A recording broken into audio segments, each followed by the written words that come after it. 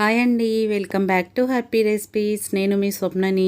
ఈరోజు వీడియోలో simple tasty అయిన స్వీట్ని తక్కువ టైంలో ఎక్కువ రుచితో ఎలా చేసుకోవాలనేది ఈ వీడియోలో చూపిస్తున్నానండి. సేవియాతో ఇలా సింపుల్గా చేసుకునే స్వీట్ అనేది చాలా బాగుంటుంది.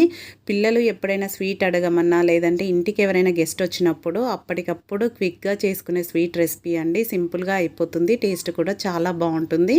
టేస్టీ అయిన ఈ స్వీట్ని ఎలా ప్రిపేర్ చేసుకోవాలో ఇప్పుడు చూసేద్దాం. మరి నేను ఇక్కడ 100 గ్రాముల సేవియాన్ తీసుకున్నానండి. సేమియా కాదు, సేవియా, రంజాన్లో వాడే సేవియా అన్నమాట ఇది.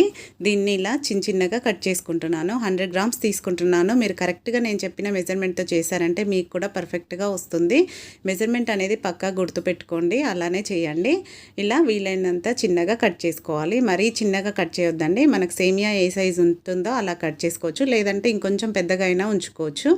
మీరు సీజర్తో కట్ చేసినా పర్వాలేదు, ఇలా చేయితో అన్నా కూడా ఈజీగా వచ్చేస్తుంది. ఇలా అంతా మొత్తం కట్ చేసుకొని పెట్టుకున్నాను నేను.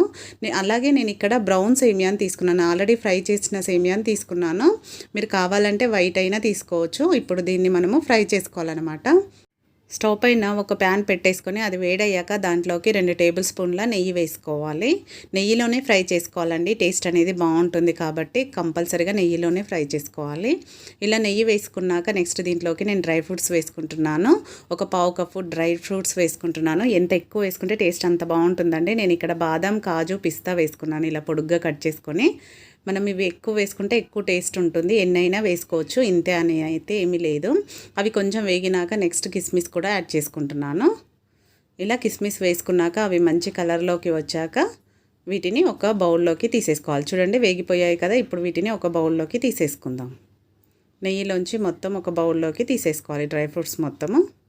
చూడండి నేను ఇలా కప్పులోకి తీసి పక్కన పెట్టేసుకుంటున్నాను.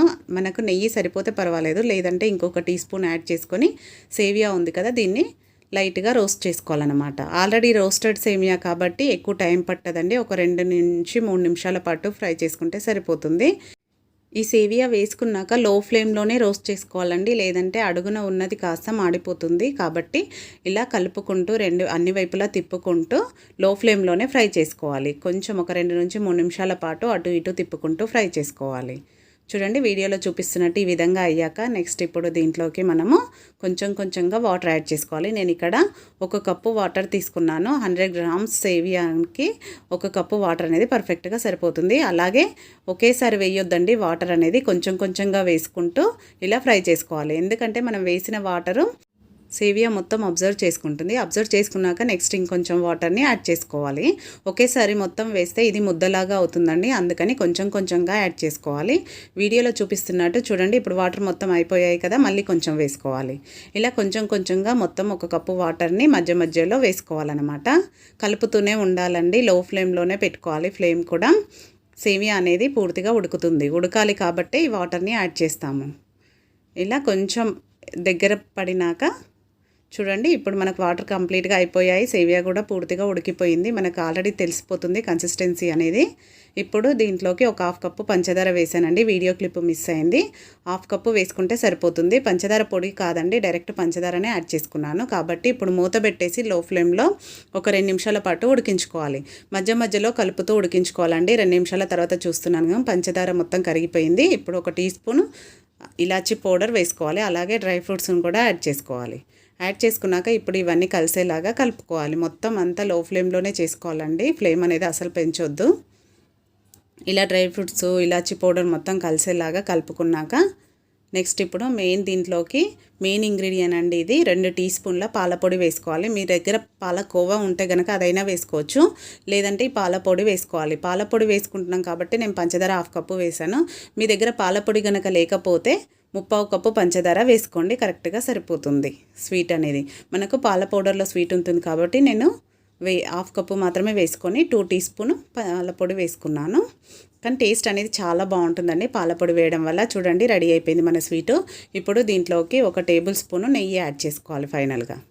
ఇలా 1 టేబుల్ స్పూన్ నెయ్యి వేసుకొని మొత్తం అంతా కలిసేలాగా కలుపుకొని స్టవ్ ఆఫ్ చేసేసుకోవడమే. మీరు పాలకోవా గనక వేసినట్టయితే పంచదార వేసినప్పుడే వేసుకోవాలండి. కుక్ చేసుకోవాలి ఒక 2 నుంచి 3 నిమిషాల పాటు. నేను పాల పౌడర్ వేసుకున్నాను కాబట్టి లాస్ట్‌లో వేసుకున్నాను. పాల పౌడర్ అయితే లాస్ట్‌లోనే వేసుకోండి. రెడీ అయిపోయింది మన సేవియా. సర్వ్ చేసుకోవడమే అండి. ఇంటికి ఎవరైనా గెస్ట్ వచ్చినప్పుడు, పిల్లలు ఏదైనా స్వీట్ అడిగినప్పుడు 10 నిమిషాల్లో రెడీ చేసే స్వీట్ అండి. చాలా బావుంటుంది టేస్ట్ అయితే. కాబట్టి నేను చూపించే మెజర్‌మెంట్‌తో చేశారంటే మీకు కూడా పర్ఫెక్ట్‌గా వస్తుంది. నేను చూపించే పద్ధతిలో ఈసారి మీ ఇంట్లో వాళ్ళకి చేసి పెట్టండి. చాలా మంచి ఫీడ్‌బ్యాక్ ఇస్తారు. కాబట్టి తప్పకుండా ట్రై చేయండి. ట్రై చేశాక మీకు ఎలా కుదిరిందనేది కూడా మీ ఫీడ్బ్యాక్ని మా కామెంట్ బాక్స్లో పెట్టండి. అలాగే ఈ వీడియో మీకు నచ్చినట్టయితే ఒక లైక్ చేయండి. మీ ఫ్రెండ్స్ రిలేటివ్స్తో షేర్ చేసుకోండి. మరిన్ని ఇలాంటి టేస్టీ రెసిపీస్ కోసం మన హ్యాపీ రెసిపీస్ ఛానల్ని వెంటనే సబ్స్క్రైబ్ చేసుకోండి. నచ్చితే మాత్రం తప్పకుండా లైక్ చేయండి. Thank you for watching.